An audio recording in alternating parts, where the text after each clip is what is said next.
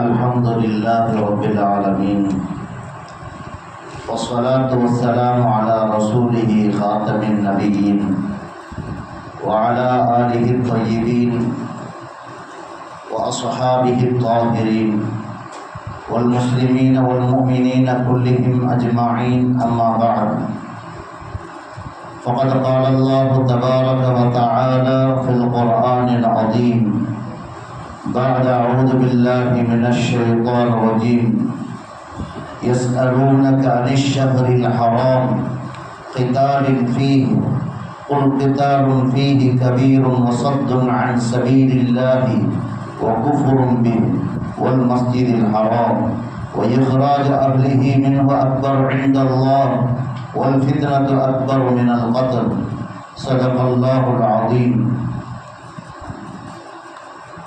وقال رسول الله صلى الله عليه وسلم أفضل الصيام بعد رمضان شهر الله المحرم أو كما قال عليه الصلاة والسلام.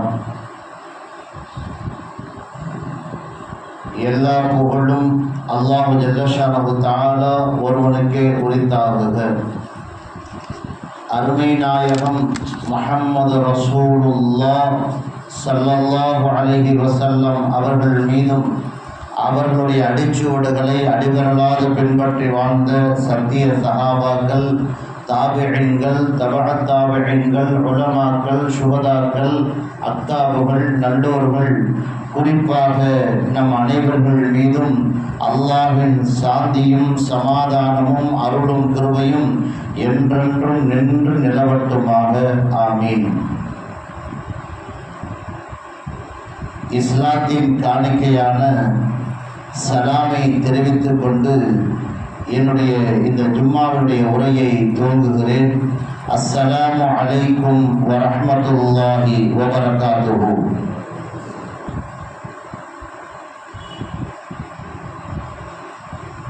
கண்ணியத்திற்குரிய அல்லாஹ்வின் நல்லடியார்களே,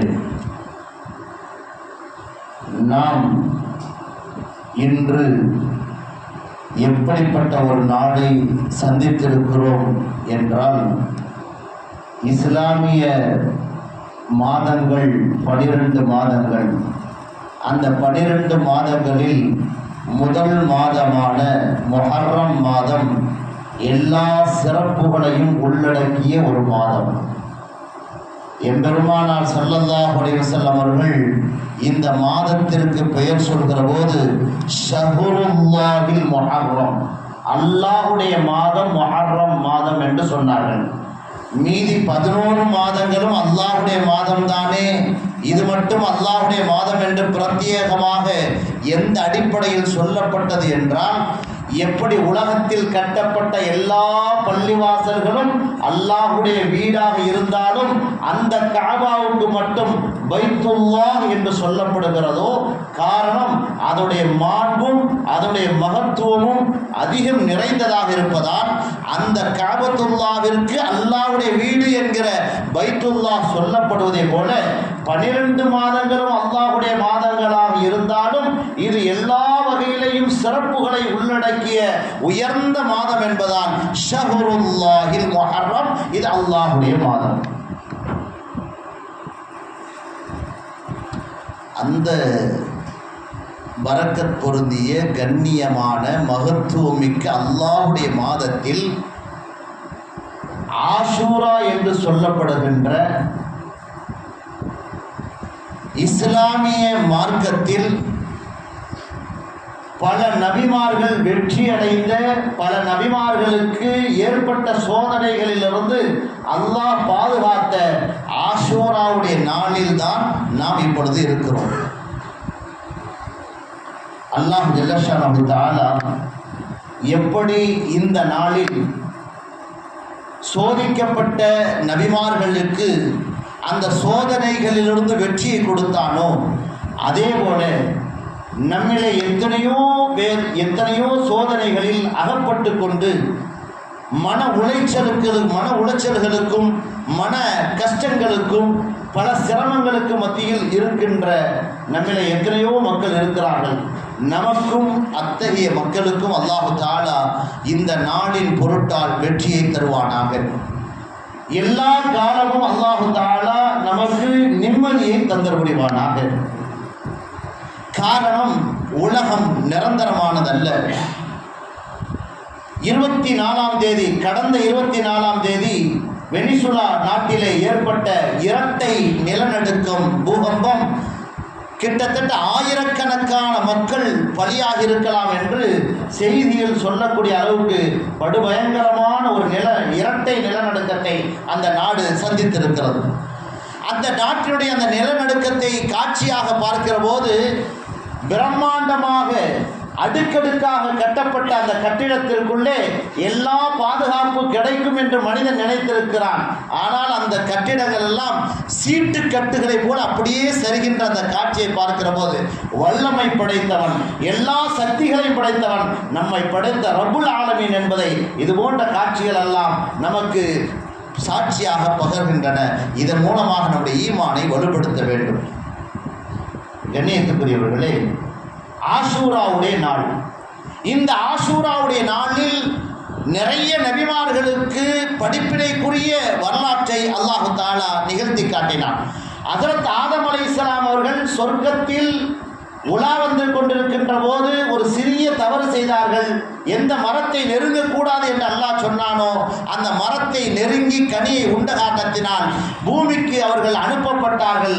அன்றிலிருந்து அல்லாஹ்விடத்தில் அவர்கள் தௌபா செய்து பாவ மன்னிப்பு கேட்டுக்கொண்டே இருந்தார்கள்.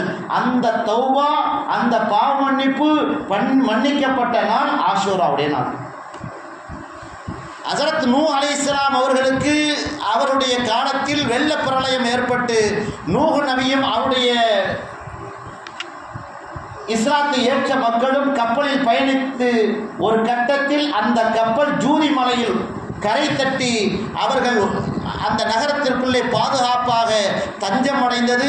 அந்த கரை ஒதுங்கிய நாள் ஆஷூராவுடைய நாள். ஹஜ்ரத் யூனுஸ் அலைஹிஸ்ஸலாத்து வஸ்ஸலாம் அவர்கள் நீனவா என்கிற ஒரு கிராமத்திற்கு, ஒரு நாட்டிற்கு நபியாக, பகுதிக்கு நபியாக அனுப்பப்பட்டார்கள்.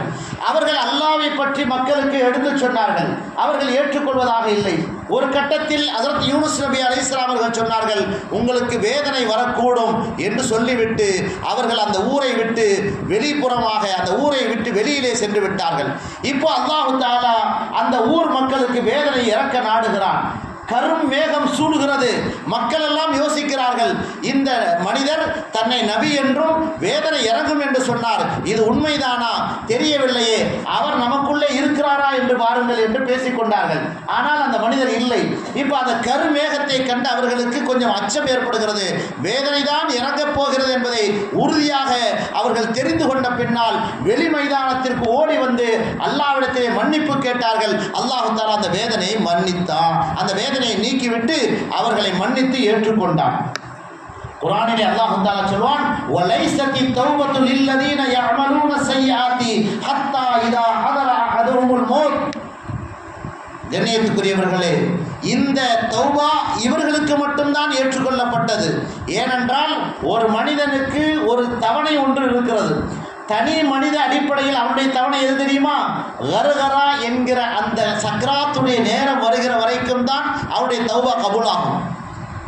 சக்ராத்துடைய நிலை வந்த பின்னாடி அவன் மலக்குல் மௌத்தை எல்லாம் பார்த்து விடுவான். அதற்கு பிறகு தௌபா செய்தால் அந்த தௌபா கபூலாக ஏற்றுக்கொள்ளப்பட மாட்டார். அதே போல பொது ஒரு இலக்கு இருக்கிறது. அது என்ன அப்படின்னா, சூரியன் மேற்கில் உதயமாகுவது. சூரியன் மேற்கில் உதயமாகிவிட்டால் தௌபாவின் வாசல் அடைக்கப்பட்டுவிடும். அதற்கு பிறகு செய்த தௌபா கபூலாக ஆகாது. ஆனால் இந்த மக்களுக்கு வேதனை காட்டப்பட்ட பிறகும் அல்லாஹு தஆலா பிரத்யேகமாக யூனுஸ் நபியினுடைய கூட்டத்தார்களுக்கு மட்டும் வேதனையை தடுத்து கொண்டான். வேதனை இறக்காமல் விட்டுவிட்டான். இந்த நிகழ்வு நடைபெற்றது ஆஷூராவுடைய நாளில்தான். ஹஜ்ரத் ஈசா அலைஹிஸ்ஸலாம் அவர்களுக்கு எதிராக யூதர்கள் செய்த சதி, அவர்களை கொல்ல வேண்டும் என்று துடித்தார்கள். அந்த கொல்ல வேண்டும் என்கிற அந்த சதி திட்டத்திலிருந்து காப்பாற்றப்பட்டு வானுலகத்திற்கு உயர்த்தப்பட்ட நாள் இந்த ஆஷூராவுடைய நாள். கண்ணியத்துக்குரியவர்களே, இப்படி அடுக்கடுக்காக சொல்லிக்கொண்டே போகலாம். ஆஷூராவுடைய நாளில் நிறைய சிறப்புகள் வாய்ந்த நிறைய சம்பவங்கள் நடைபெற்ற ஒரு நாள் தான் ஆஷூராவுடைய நாள். இந்த ஆஷூராவுடைய நாள் வந்துவிட்டால் என்ன செய்ய வேண்டும்? நபிகள் நாயகம் ஸல்லல்லாஹு அலைஹி வஸல்லம் அவர்கள் சொன்னார்கள், அஃதலு ஸியாமி பஅத ரமதான், ரமதானுக்கு பிறகு நோன்புகளிலேயே ஆக சிறந்த நோன்பு முஹர்ரம் மாதத்தில் வைக்கப்படுகின்ற நோன்பு என்று நபிகள் நாயகம் ஸல்லல்லாஹு அலைஹி வஸல்லம் அவர்கள் சொன்னார்கள். அந்த நோன்பிலே இந்த ஆஷூராவுடைய நோன்பை பிரத்யேகமாக நபி அவர்கள் சொன்னார்கள், யார் ஒரு மனிதர் ஆஷூராவுடைய நோன்பை வைப்பாரோ அவருடைய கடந்த ஒரு ஆண்டினுடைய பாவங்கள் மன்னிக்கப்படும் என்று எம்பெருமானார் ஸல்லல்லாஹு அலைஹி வஸல்லம் அவர்கள் கூறினார்கள். அந்த வகையிலே நம்மிலே நிறைய பேர் அல்லாஹ்வுடைய கிருபையினால் நோன்பு வைத்திருக்கிறோம். இது உபரியான நோன்பு என்பதால் விரும்பினால் வைக்கலாம், விரும்பாவிட்டால் விடவும் செய்யலாம் என்ற நபி மொழிக்கு நபியினுடைய அந்த ஹதீஸின் அடிப்படையில் நம்மிலே முடிந்தவர்கள் நோன்பு வைத்திருக்கிறோம், முடியாதவர்கள் அதை விட்டிருக்கலாம். கண்ணியத்துக்குரிய அல்லாஹ்வின் நல்லடியார்களே, இப்படி பல சிறப்புகளை உள்ளடக்கிய ஒரு நாள் தான் ஆஷூராவுடைய நாள். இந்த வகையிலே நபிமார்களுக்கு வெற்றி கிடைத்த நபிமார்களுடைய, இன்னும் சொல்ல போனால் ஆஷூராவுடைய பிரத்யேகமான ஒரு வரலாறு இருக்கிறது. அதுதான் மூசா அலைஹிஸ்ஸலாம் அவர்கள் ஃபிரௌனிடமிருந்து காப்பாற்றப்பட்டு அந்த ஃபிரௌன் நைல் நதியில் மூழ்கடிக்கப்பட்ட நாள் ஆஷூராவுடைய நாள். ஃபிரௌன் மூசாவை துரத்துகிறான். மூசா அலைஹிஸ்ஸலாம் அவர்கள் தன்னுடைய கூட்டத்தார்களோடு அவனை விட்டு பாதுகாப்பாக ஓடிக்கொண்டிருக்கிறார்கள். நைல் நதி குறுக்கிடுகிறது. அந்த நைல் நதியிலே அதற்கு மூசா அலைஹிஸ்ஸலாமுடைய கூட்டத்தார்கள் இறங்குகிறார்கள். அதற்கு பிறகு அவன் ஃபிரௌன் நைல் நதியினுடைய கரைக்கு வந்து விடுகிறான். ஃபிரௌனுடைய அந்த படையும் வந்து விடுகிறது. இப்பொழுது மூசா நபி அலைஹிஸ்ஸலாம் அவர்கள் அடுத்த கரைக்கு போய் விடுகிறார்கள். ஃபிரௌனும் அவருடைய கூட்டத்தார்களும் அந்த நைல் நதியினுடைய ஆழத்திற்கு வருகிறார்கள். அல்லாஹ் கட்டளையிட்டான், நைல் நதியை அவர்களை மூழ்கடித்து விடு. இப்போ நைல் நதி மூழ்கடிக்கப்படுகிறது. அந்த நைல் நதி ஒன்று சேருகிறது. அந்த பாதை மூடப்படுகிறது. ஃபிரௌனும் ஒளிந்தான், ஃபிரௌனுடைய படைகளும் ஒளிந்தன, எல்லாம் ஒளிந்தன, எல்லாம் அழிக்கப்பட்டார்கள். மூசா நபி அலைஹிஸ்ஸலாம் அவர்கள் காப்பாற்றப்பட்டார்கள். இதுதான் ஆஷூராவுடைய பிரத்யேகமான வரலாறு. இதனுடைய நன்றி கடனாகத்தான் யூதர்கள் நோன்பு வைத்தார்கள் ஆஷூராவுடைய நாள். நபி ஸல்லல்லாஹு அலைஹி வஸல்லம் அவர்கள் மதீனாவிற்கு வந்த பிறகு ஏன் யூதர்கள் நோன்பு வைக்கிறார்கள் என்று கேட்டபோது, நாங்கள் மூசா அலைஹிஸ்ஸலாம் அவர்களுக்கு அல்லாஹ் அந்த பாதுகாப்பை கொடுத்தான், அவர்களுக்கு வெற்றியை கொடுத்தான், அதனுடைய நன்றி கடனாகத்தான் நாங்கள் நோன்பு வைக்கிறோம் என்று சொன்னபோது பெருமானார் சொன்னார்கள், அதை விட உங்களை விட நாங்கள் தான் அதற்கு தகுதியானவர்கள். எனவே நாம் ஒரு நோன்பை வைப்பதை போல அந்த யூதர்களுக்கு மாற்றம் செய்ய வேண்டும் என்கிற அடிப்படையில் இன்னொரு நோன்பையும் சேர்த்து வையுங்கள் என்று நபி ஸல்லல்லாஹு அலைஹி வஸல்லம் அவர்கள் சொன்னார்கள். அப்ப கண்ணியத்துக்குரியவர்களே, ஆஷூராவினுடைய நாளில் இவ்வளவு சிறந்த காரியங்கள், அல்லாஹ்வுடைய வெற்றி, நபிமார்களுக்கு கிடைத்த வெற்றி என்று ஒரு வகையில் பார்க்கிற போது நமக்கு சந்தோஷமான நாளாக இது தெரிகிறது. அதே நேரத்தில் இதே ஆஷூராவுடைய நாளில்தான் ஒரு துயர சம்பவமும் நடைபெற்றது நம்முடைய இஸ்லாமிய வரலாற்று. நினைத்து பார்க்க முடியாத கொடுமையான அநியாயமான ஒரு அக்கிரமம் நடந்ததும் இந்த ஆஷூராவுடைய நாளில் தான். அது என்ன வரலாறு? கண்ணியத்துக்குரியவர்களே, நம்முடைய கண்மணி நாயகம் ஸல்லல்லாஹு அலைஹி வஸல்லம் அவருடைய பிரியமான பேரர் ஹஜ்ரத் ஹுசைன் ரலியல்லாஹு அன்ஹு அவர்கள் கொல்லப்பட்டது இந்த ஆஷூராவுடைய நாளில் தான். குத்தில இமாமன் வ ஷஹீதன் வ மதுலூமா, ஹஜ்ரத் ஹுசைன் அலைஹிஸ்ஸலாம் அவர்கள் அநியாயமாக ஒரு இமாமாக அவர்கள் கொல்லப்பட்டார்கள், ஷஹீதாக ஆக்கப்பட்டார்கள். அந்த நிகழ்வு நடந்தது இந்த ஆஷூராவுடைய நாளில் தான். அதனுடைய வரலாற்றினுடைய தெளிவு என்ன, அதை நாம் விளங்கிக் கொள்ள வேண்டும். கர்பலா கர்பலா என்று சொல்கிறார்களே, அதனுடைய அசல் வரலாற்றினுடைய தெளிவு என்ன? கண்ணியத்துக்குரியவர்களே,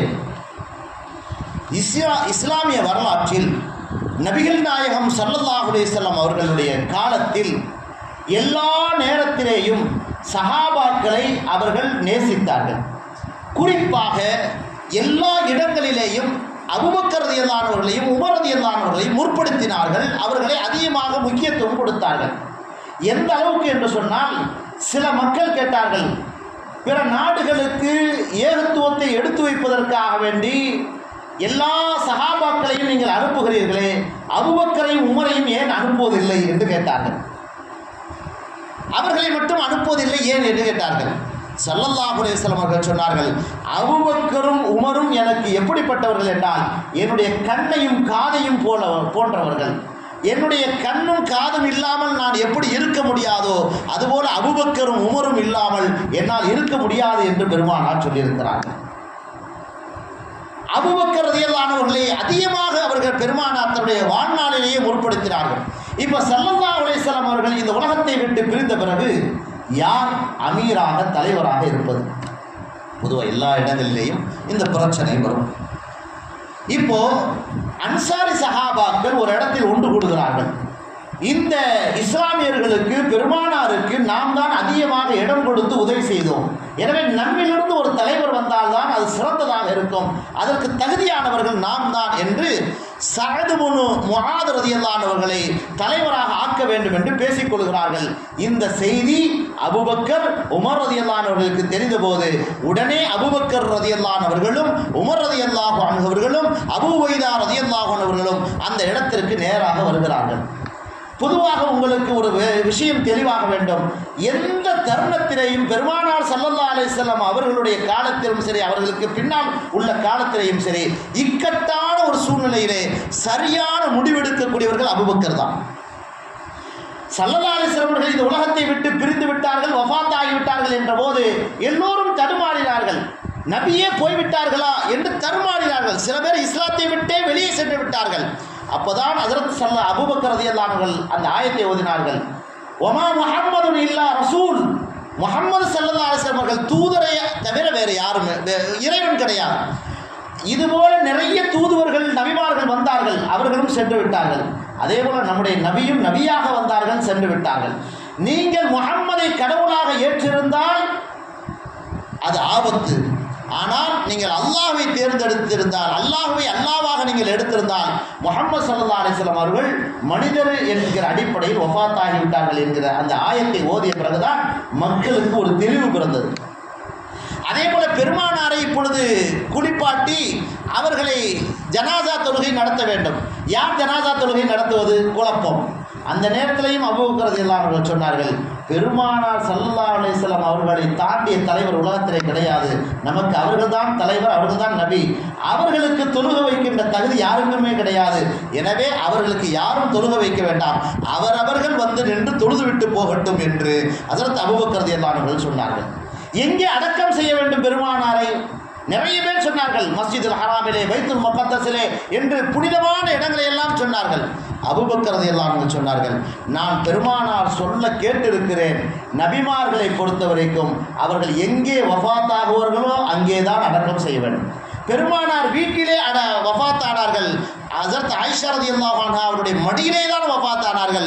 எனவே அந்த இடத்திலே தான் அடக்கம் செய்யப்பட வேண்டும் என்ற தெளிவையும் அபூபக்கர் ரலியல்லாஹு அன்ஹு கொடுத்தார்கள். இப்போ அபூபக்கர் ரலியல்லாஹு அன்ஹு அவர்களும் உமர் ரலியல்லாஹு அன்ஹு அவர்களும் அபூ உபைதா ரலியல்லாஹு அன்ஹு அவர்களும் அந்த இடத்திற்கு போய் சொன்னார்கள், அன்சாரி சஹாபிகளை பார்த்து, நீங்கள் செய்த தியாகம் அதிகம், நீங்கள் தான் எங்களுக்கு அடைக்கலம் கொடுத்தீர்கள், நீங்கள் தான் எங்களுக்கு உதவி செய்தீர்கள், அதில் எல்லளவும் சந்தேகமில்லை. ஆனால் அரபுலகத்தை பொறுத்த வரைக்கும் குறைஷிகளுக்குத்தான் அவர்கள் கட்டுப்படுவார்கள். எனவே குறைஷிகளிலிருந்து தான் ஒருவர் என்ன செய்ய வேண்டும்? தலைவராக ஆக வேண்டும் என்று சொல்லிவிட்டு ஹஜ்ரத் உமர் ரலியல்லாஹு அன்ஹு சொல்வார்கள், அவர்களும் ஏற்றுக்கொள்வார்கள். இப்போ யார் தலைவர்? அபூபக்கரை அவர்கள் காட்டுகிறார்கள். இப்போ அபூபக்கர் ரலியல்லாஹு அன்ஹு அவர்கள் ஹலீஃபாவாக ஆகிறார்கள். அடுத்து உமர் ரலியல்லாஹு அன்ஹு அவர்கள் ஹலீஃபா, அடுத்து உஸ்மான் ரலியல்லாஹு அன்ஹு ஹலீஃபா, அடுத்து அலி ரலியல்லாஹு அன்ஹு அவர்கள் ஜனாதிபதி ஹலீஃபாவாக ஆகிறார்கள். அதற்கு பிறகுதான் கண்ணியத்துக்குரியவர்களே, ஹஜ்ரத் அலி ரலியல்லாஹு அன்ஹுடைய மகன் ஹசன் ரலியல்லாஹு அன்ஹு அவர்கள் கொஞ்ச காலம் ஹலீஃபாவாக இருந்துவிட்டு முஆவியாவிடத்திலே கொடுத்து விடுவார்கள். முஆவியா ரலியல்லாஹு அன்ஹு அவர்கள் 20 ஆண்டு காலமாக ஹலீஃபாவாக இருப்பார்கள். அதுவரைக்கும் பிரச்சனை இல்லை. ஆனால் முஆவியாவுடைய மகன் யஸீத், இப்போ தேர்ந்தெடுக்கின்ற முறை மட்டும்தான் அன்றைய காலத்திலிருந்து அபூபக்கர், உமர், உஸ்மான், அலி என்று தேர்ந்தெடுத்து வந்தார்கள். இப்போ முஆவியா ரலியல்லாஹு அன்ஹு செய்த ஒரு செயல் என்ன அப்படின்னா, தன்னுடைய மகன் யஸீதை கலீஃபாவாக ஆக்குகிறார். தேர்ந்தெடுக்காமல் தன்னுடைய சந்ததியிலிருந்து தன்னுடைய மகன் வழி என்கிற அடிப்படையில் அவர்களை தேர்ந்தெடுக்கிறார்கள். ஆனால் அந்த நேரத்தில் தான் எல்லா முஸ்லிம்களும் கொந்தளிக்கிறார்கள். யஸீத் நல்ல மனிதர் அல்ல, நல்ல குணமுள்ளவர் அல்ல, அவர் ஒரு சிறந்த மனிதர் அல்ல என்ற அடிப்படையில் எல்லா மக்களும் கொந்தளிக்கிறார்கள். இந்த நேரத்தில் தான் நான் வரலாற்றை சுருக்கமாக சொல்கிறேன். ஹுசைன் ரலியல்லாஹு அன்ஹு அவர்கள் எல்லா கூஃபாவுடைய மக்கள் தபால் எழுதி நீங்கள் தான் ஜனாதிபதியாக ஆக வேண்டும் என்று வலியுறுத்துகிறார்கள். வரலாற்றிலே எழுதுகிறார்கள், ஒரு தபால் அல்ல, 2 தபால் அல்ல, 12,000 தபால்கள் எழுதப்படுகிறது ஹுசைன் ரலியல்லாஹு அன்ஹு அவர்களுக்கு. நீங்கள் தான் வரணும் ஜனாதிபதியா, நீங்கள் தான் கலீஃபா, அந்த பதவியை ஏற்கணும், யஸீது இருக்கக்கூடாது என்று தபால் வருகிறது. இப்போ ஹுசைன் ரலியல்லாஹு அன்ஹு அவர்கள் கூஃபாவை நோக்கி செல்வதற்கு முடிவெடுக்கிறார்கள். மதீனாவிலிருந்து கூஃபாவுக்கு போகணும். கூஃபாவிற்கு செல்ல முடிவெடுக்கிற போது சஹாபாக்கள் இப்னு அப்பாஸ் ரலியல்லாஹு அன்ஹு அவர்கள், இப்னு உமர் ரலியல்லாஹு அன்ஹு அவர்கள் எல்லாம் தடுக்கிறார்கள். எந்த அளவுக்கு என்றால், அன்றைக்கு கவிஞராக இருந்த ஒரு மனிதர் அவர் வாகனத்திற்கு முன்னால் படுத்துக் கொண்டார். ஹுசைன் ரலியல்லாஹு அன்ஹு அவர்களை பார்த்து சொன்னார், நீங்கள் இந்த இடத்தை விட்டு போகவே கூடாது, எனக்கு இரத்த வாடை அடிக்கிறது என்று சொன்னார்கள். ஆனால் அதையெல்லாம் மீறி முஸ்லீம் சமூகத்திற்கு ஒரு நல்ல ஒரு அரசாங்கம் கிடைக்க வேண்டும், அவர்களுக்கு ஒரு நல்ல ஆட்சி கிடைக்க வேண்டும், அநியாயக்கார ஆட்சி அகற்றப்பட வேண்டும் என்கிற ஒரு நல்ல நோக்கத்திலே ஹுசைன் ரலியல்லாஹு அன்ஹு அவர்கள் கிளம்புகிறார்கள். இப்போ இப்னு அப்பாஸ் ரலியல்லாஹு அன்ஹு அவர்கள் இப்பொழுது சொன்னார்கள், நீங்கள் போறது முடிவாகிவிட்டு நீங்கள் போனால் செல்லுங்கள், உங்களுடைய குடும்பத்தை கூட்டு போவாதீங்க, உங்களுடைய குடும்பத்தை விட்டுவிட்டு நீங்க மட்டும் போங்க. ஏன்னா கூஃபாவுடைய மக்கள் அவர்கள் நல்லவர்கள் அல்ல, வாக்குறுதியை நிறைவேற்ற மாட்டார்கள் என்று எவ்வளவோ சொன்னார்கள். ஆனால் ஹுசைன் ரலியல்லாஹு அன்ஹு அவர்கள் அவர்களுடைய சொல்லை மீறி அந்த கூஃபாவை நோக்கி பயணிக்கிறார்கள். கண்ணியத்துக்குரியவர்களே, இந்த கூஃபாவை நோக்கி பயணிக்கின்ற செய்தி யஸீதுக்கு தெரிந்தவுடனே அவன் தன்னுடைய ஆட்சியில் இருந்த கவர்னர் உபைதுல்லாஹ் இப்னு ஜியாத் இடத்திலே சொல்கிறார், நீங்கள் அவர்களை வழிமறியுங்கள், அவரிடத்திலே போர் தொடுங்கள், அவர்களை கைது செய்யுங்கள் என்றெல்லாம் கட்டளையிடுகிறான். இந்த உபைதுல்லாஹ் இப்னு ஜியாத் என்பவன் கொடுமையானவன், அரக்க குணமுடையவன். அவன் என்ன செய்கிறான் என்றால், ஹஜ்ரத் ஹுசைன் ரலியல்லாஹு அன்ஹு அவர்களையும் அவருடைய குடும்பத்தார்கள் என்று சொல்லப்படுகிற அஹ்ல பைத், கிட்டத்தட்ட 80 பேர்கள் கொண்ட குழு வருகிறது. அவர்கள் சொற்பமான நபர்கள், ஆனால் இவன் 1000க்கும் மேற்பட்டவர்களை அழைத்து செல்கிறான். அவர்கள் வருகின்ற வழி ஒரு இடம்தான், தண்ணீர் இல்லாத ஒரு பகுதி, அதுதான் கர்பலா என்கிற இடம். அந்த இடத்தில் அவர்கள் சுற்றி வளைக்கப்படுகிறார்கள். பெருமானாருடைய பேர குழந்தை ஹுசைன் ரலியல்லாஹு அன்ஹு அவர்களுக்கு தண்ணீர் கூட கொடுக்க மறுக்கிறார்கள். கண்ணியத்துக்குரியவர்களே, இடைப்பட்ட ஒரு செய்தியாக சொல்கிறேன். ஹுசைன் ரலியல்லாஹு அன்ஹு அவர்கள் எப்படிப்பட்ட பேரர் பெருமானாருக்கு என்று சொன்னால், நபி ஸல்லல்லாஹு அலைஹி வஸல்லம் அவர்கள் தன்னுடைய வாழ்நாளில் 6 ஆண்டுகள் ஹுசைன் ரலியல்லாஹு அன்ஹு அவர்களோடு இருந்தார்கள். பெருமானார் வஃபாத் ஆகிற போது ஹுசைன் ரலியல்லாஹு அன்ஹு அவர்களுக்கு 6 வயசு. இந்த 6 ஆண்டு காலமாக பெருமானாரோடு கலந்த ஒரு பேர குழந்தை தான் ஹுசைன். எப்பொழுதும் மடியிலே தவழுகின்ற ஒரு குழந்தை தான் ஹுசைன். ஹஜ்ரத் ஹுசைனையும் ஹசனையும் முத்தமிட்டு பெருமானார் சொல்வார்கள், ஹுசைனு மின்னி வ அன மின்ஹு, ஹுசைன் என்னை சார்ந்தவர், நான் அவரை சார்ந்தவர் என்று சொல்வார்கள். ஒரு கட்டத்தில் பெருமானார் இருவருக்கும் முத்தமிட்டு சொல்வார்கள், மன் அஹப்பஹுமா ஃபகத் அஹப்பனி, யார் இந்த 2 பேரையும் நேசிப்பார்களோ அவர்கள் என்னை நேசித்தவர்கள் என்று சொன்னார்கள். அந்த ஹசனையும் ஹுசைனையும் பார்த்து பெருமானார் சொன்னார்கள், இந்த இருவரும் தான் நாளை சொர்க்கத்துடைய இளைஞர்களுடைய அணி தலைவர் என்று சொன்னார்கள், சொர்க்க வாலிபருடைய தலைவர் என்று என் பெருமானார் ஸல்லல்லாஹு அலைஹி வஸல்லம் அவர்கள் சொன்னார்கள். இப்படி கண்ணியத்துக்குரிய அல்லாஹ் நல்லடியார்களே, பெரியவர்களே, சகோதரர்களே, ஹுசைன் ரலியல்லாஹு அன்ஹு அவர்களை பெருமானார் ஸல்லல்லாஹு அலைஹி வஸல்லம் அவர்கள் நேசித்தார்கள், பிரியப்பட்டார்கள். அந்த ஹுசைன் ரலியல்லாஹு அன்ஹு அவர்களுக்கு தான் இவர்கள் தண்ணீர் கூட கொடுக்காமல் என்ன செய்கிறார்கள், அவர்களை தடுக்கிறார்கள். ஒரு கட்டத்தில் தாக்குதல் ஆரம்பிக்கப்படுகிறது. கிட்டத்தட்ட அஹ்ல பைத் என்று சொல்லப்படுகிற பெருமானாருடைய குடும்பத்தைச் சேர்ந்த 17 பேர்கள் கொல்லப்படுகிறார்கள். அதற்கு பிறகு ஹுசைன் ரலியல்லாஹு அன்ஹு அவர்களும் அநியாயமாக, அக்கிரமாக அவர்கள் குத்தி கொலை செய்யப்படுகிறார்கள். 13 அம்புகள் அவருடைய உடலிலே படுகிறது. அதற்கு பிறகும் போராடுகிறார்கள். அதற்கு பிறகு அவர்கள் முழுமையான முறையிலே ஷஹீதாக ஆக்கப்படுகிறார்கள். குத்தில இமாமும் வ ஷஹீதன் வ மதுலுமா, அநியாயமான முறையிலே அவர்கள் கொல்லப்படுகிறார்கள். கொல்லப்பட்ட பிறகு அந்த ஹுசைன் ரலியல்லாஹு அன்ஹு என்கிற பெருமானாருடைய அந்த பேர குழந்தை ஹுசைன் ரலியல்லாஹு அவர்களுக்கு கிட்டத்தட்ட சரியாக 54 வயது. அவர்களை சாதாரணமாக கொன்றதோடு அவர்கள் விடவில்லை. சகோதர பெருமக்களே, அவருடைய தலையை வெற்றி எடுக்கப்படுகிறது. உமைதுல்லாஹ் இப்னு ஜியாத் என்கிற அந்த அரக்கன் தன்னுடைய படைகளை கொண்டு அவருடைய தலையை வெட்டச் சொல்கிறான். அவர்களுடைய தலை துண்டிக்கப்படுகிறது. வரலாற்றிலே நீங்கள் பார்த்தால் சரியான செய்தி என்ன தெரியுமா? அவர்களுடைய வசியத் என்ன அப்படின்னா, தன்னுடைய தாயார் ஃபாத்திமா ரலியல்லாஹு அன்ஹா அவர்களுக்கு அருகாமையில் அடக்கம் செய்யப்பட வேண்டும். ஆனால் இங்கே தலை ஒரு பக்கம், உடல் ஒரு பக்கம். இந்த உடல் கர்பலாவிலேயே அடக்கம் செய்யப்படுகிறது. அதற்கு பிறகு அவருடைய தலை மட்டும் மதீனாவிற்கு கொண்டு வரப்பட்டு ஃபாத்திமா ரலியல்லாஹு அன்ஹாவுடைய அந்த கபருக்கு அருகாமையில் ஹஜ்ரத் ஹுசைன் ரலியல்லாஹுடைய தலை மட்டும் அவர்கள் அடக்கம் செய்யப்படுகிறது. இந்த நிகழ்வும் நடைபெற்ற ஒரு அசம்பாவிதமான, இஸ்லாமியர்கள் ஏற்றுக்கொள்ள முடியாத ஒரு மோசமான வரலாறு நடைபெற்றது இந்த ஆஷூராவுடைய நாளில் தான். சரியாக பிறை 9-10 தான் கர்பலாவில் ஹஜ்ரத் ஹுசைன் ரலியல்லாஹு அவர்கள் அங்கே முகாமிடுகிறார்கள். 10வது நாளான இந்த ஆஷூராவுடைய நாள் தான் அவர்கள் ஷஹீதாக ஆக்கப்படுகிறார்கள். இப்போ இந்த வரலாற்றை நான் சுருக்கமாகத்தான் சொல்லியிருக்கிறேன். இதை முஸ்லிம்களாகிய நாம் தெளிவாக விளங்கிக் கொள்ள வேண்டும். இதை வைத்துதான் ஷியாக்கள் தவறான ஒரு மார்க்கத்தை என்ன செய்கிறார்கள்? அவர்கள் எடுத்துக்கொண்டு அவர்கள் அனுஷ்டிக்கின்றார்கள். அவருடைய கொள்கை என்ன தெரியுமா? இந்த ஹுசைன் ரலியல்லாஹு அன்ஹு அவர்கள் கொல்லப்பட்ட இந்த தினத்தை யார் துக்கமாக அனுஷ்டிப்பாரோ அவருடைய எல்லா பாவங்களும் மன்னிக்கப்பட்டு விடும் என்பது அவருடைய கொள்கை. இது எப்படி இருக்கு தெரியுமா? கிறிஸ்துவர்கள் இயேசுநாதர் சிலுவையில் அறையப்படுகிற போது இரத்தம் பரவி அந்த இரத்தம் யாருடைய உடம்பிலெல்லாம் பட்டதோ அவர்களெல்லாம் பாவங்கள் மன்னிக்கப்பட்டவர்கள் என்கிற நம்பிக்கை எப்படி கிறிஸ்துவர்களுக்கு ஏற்பட்டதோ அதே ஒரு மோசமான நம்பிக்கை தான் ஷியாக்கள் கொண்டு வருகிறார்கள்.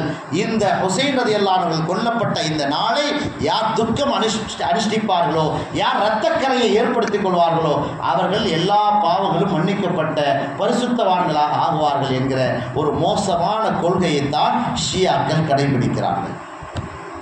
அதனால தான் கண்ணியத்துக்குரியவர்களை உலமாக்கள் தெளிவாகவே சொல்கிறார்கள், இந்த ஆஷூராவுடைய நாள் என்பது நபிமார்கள் காப்பாற்றப்பட்டு நபிமார்களுக்கு வெற்றி கிடைத்து நிறைய பிரம்மாண்டமான வரலாறுகள் நடந்து இந்த முஸ்லிம்களுக்கு ஒரு சந்தோஷத்தை தந்தாலும் அது சந்தோஷமான நாள் அல்ல. காரணம், இப்படி ஒரு துக்கமான நாள் நடந்திருக்கிறது. அதற்காக வேண்டி இது ஒரு துக்கமான நாளா என்றால் அது எந்த வகையிலும் துக்கமான நாளும் கிடையாது. இது ஒரு கரை. அப்போ பெருமானார் ஸல்லல்லாஹு அலைஹி வஸல்லம் அவர்கள் நமக்கு என்ன வழிகாட்டினார்கள் என்றால், ஆஷூராவுடைய நாள் வந்தால் அந்த ஆஷூராவுடைய நாளில் நீங்கள் நோன்பு வையுங்கள் என்று எம்பெருமானார் ஸல்லல்லாஹு அலைஹி வஸல்லம் அவர்கள் நமக்கு கற்றுத்தந்திருக்கிறார்கள். அந்த அடிப்படையிலே தான் நாம் ஆஷூராவுடைய நாளில் நோன்பு வைக்கிறோம். நாம் அல்லாஹ்விடத்தில் அதிகமாக துஆ செய்வோம். யா அல்லாஹ், எப்படி இந்த ஆஷூராவுடைய நாளில் நபிமார்களுக்கு வெற்றியை கொடுத்தாயோ அதே போல எங்களுக்கும் வெற்றியை தருவாயாக என்று நாம் துஆ செய்வோம். அதே நேரத்திலே ஹஜ்ரத் ஹுசைன் ரலியல்லாஹு அன்ஹுடைய ஷஹீதை, அந்த ஷஹாதத்தை நாம் நினைத்து அவர்களுக்காக வேண்டி நாம் என்ன நமக்கு தெரியுமோ அதை ஓதி அல்லாஹ்விடத்தில் துஆ செய்வோம். ஏனென்றால் கண்ணியத்துக்குரியவர்களே, ஹசனும் ஹுசைனும் பெருமானாருடைய துண்டு. ஃபாத்திமா ரலியல்லாஹு அன்ஹா அவர்கள் எப்படி பெருமானாருக்கு பிரியமானவர்களோ அதை விட கொஞ்சம் கூடுதலாகவே அவருடைய பேர குழந்தைகளான ஹசனும் ஹுசைனும் மிக பிரியமானவர்களாக இருந்தார்கள். எந்த அளவுக்கு அப்படின்னா, ஹசன் ரலியல்லாஹு அன்ஹு அவர்கள் ஸல்லல்லாஹு அலைஹி வஸல்லம் அவர்களை போல இருப்பார்கள். எங்கிருந்து அப்படின்னா, தலையிலிருந்து தொப்புள் வரைக்கும், வயிறு வரைக்கும். ஹசன் ரலியல்லாஹு அன்ஹு அவர்களுடைய அந்த தலையிலிருந்து வயிறு வரைக்கும் உள்ள பகுதி நபி ஸல்லல்லாஹு அலைஹி வஸல்லம் அவர்களை போல இருக்கும். ஹுசைன் ரலியல்லாஹு அன்ஹு அவர்கள் எப்படி இருந்தார்கள் என்றால், அவருடைய கால் விரல்கள் எல்லாம், அவருடைய நடையெல்லாம் பெருமானாரை போல இருந்தது. அதனாலதான் இதே ஹுத்பாவுடைய மிம்பரிலே பெருமானார் நின்று தொழுக வைத்து அவர்கள் ஹுத்பா செய்யும் போது ஹசனும் ஹுசைனும் தடுமாறி வருகிற போது தூக்கி வச்செல்லாம் அவர்கள் தன்னுடைய தோளில் வைத்து பெருமானார் ஸல்லல்லாஹு அலைஹி வஸல்லம் ஹுத்பா ஓதி இருக்கிறார்கள். அந்த குத்துபாவுக்கு இடையிலே இறங்கி தன்னுடைய பேர குழந்தை எங்கே தடுமாறி விழுந்து விடுவாரோ என்று சொல்லி தூக்கி இருக்கிறார்கள். அப்படிப்பட்ட பாசமான பேர குழந்தை ஹுசைன் ரலியல்லாஹு அன்ஹு அவர்கள் கொல்லப்பட்டது இஸ்லாமிய வரலாற்றில் ஒரு பெரும் துயரமான செய்திதான். ஆனால் அதை துக்கமாக அனுஷ்டிப்பதற்கு இஸ்லாத்தில் அனுமதி இல்லை. அது அஹ்லுஸ் சுன்னத் வல் ஜமாஅத்துடைய கொள்கையும் அல்ல. எனவே நோன்புதான் ஹதீஸின் வழியாய் நமக்கு வலியுறுத்தப்பட்ட ஒரு செய்தி. அந்த நோன்பை தான் நம்மிலே நிறைய பேர் நோற்றிருக்கிறோம். நாம் அதிகமாக துவா செய்வோம். அல்லாஹ் ஜல்ல ஷானஹு தஆலா நம்முடைய வாழ்க்கையில் வெற்றியையும் அல்லாஹ்வுடைய பொருத்தத்தையும் நம் அனைவருக்கும் தந்து முடிவானாக. ஹசன் ஹுசைன் ரலியல்லாஹு அன்ஹு அவர்களுடைய பிரியத்தை நம்முடைய உள்ளத்திலே அல்லாஹ் தஆலா ஆழமாக பதிய வைப்பானாக. பெருமானாரை நேசிப்பதை போல அவருடைய அஹ்ல பைத் என்று சொல்லப்படுகிற அவருடைய குடும்பத்தார்களையும் நேசிக்கக்கூடிய மனதையும் அந்த தெளிவையும் அல்லாஹ் தஆலா நமக்கு தந்து முடிவானாக. ஹுசைன் ரலியல்லாஹுடைய ஷஹாதத்தை அல்லாஹ் பொருந்திக் கொண்டு நாளை மறுமையிலே பெருமானார் ஸல்லல்லாஹு அலைஹி வாக்குறுதியின் அடிப்படையில்